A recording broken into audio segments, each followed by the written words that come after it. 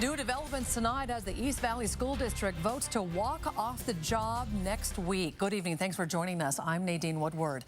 Teachers voting today to join Spokane teachers next Wednesday, May 27th.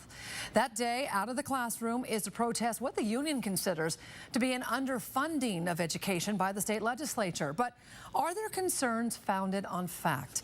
KXLY4's Grace Ditzler is working for you tonight. And Grace, the union has some specific items it says needs to be addressed.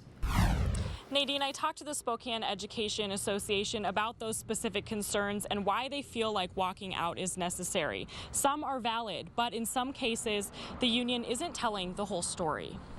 Well, I think it's just time. Members have phone called their legislators, they've emailed their legislators, they've lobbied their legislators over the last several years, and it's just really time for our legislators to start paying attention. The Spokane Education Association has 5 main concerns. Let's talk about the biggest 3. The first, a tax on compensation.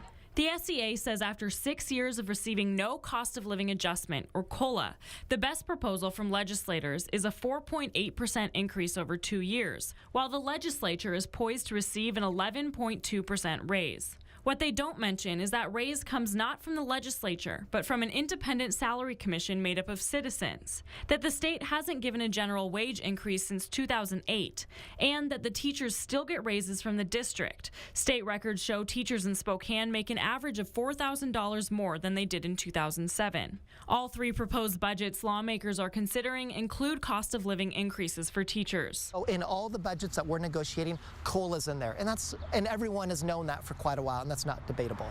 Representative Kevin Parker says the union is walking out over issues the legislature is already taking care of. Issues like what the union calls a tax on class size. Last fall, voters approved an initiative to reduce class sizes in all grades K through 12.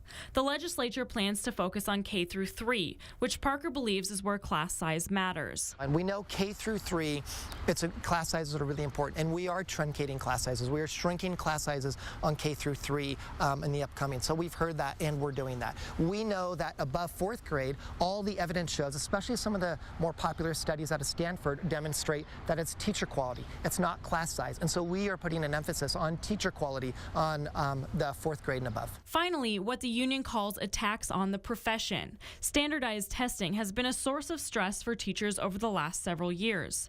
Many worry salaries will somehow be tied to test scores.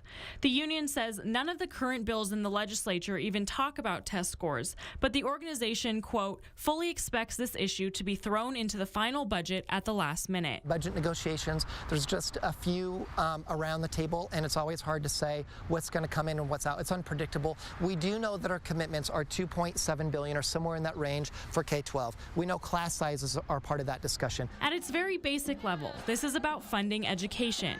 The teachers union says it's not enough. Kevin Parker says they're already meeting the demands laid out before a walkout was even voted on. Well, the reason that it's a conundrum is I think a lot of legislators on both sides are asking, wait a second, what is the strike about? Because you're asking for more funding, and we're doing that in an unprecedented level. And the walkout is, without question, controversial. The union says they've tried other things. For example, they tried a rally at Rogers High School, but they say that didn't bring about adequate change or attention. And this move is clearly has everyone's attention. Reporting in Spokane, Grace Ditzler, KXLY4 News.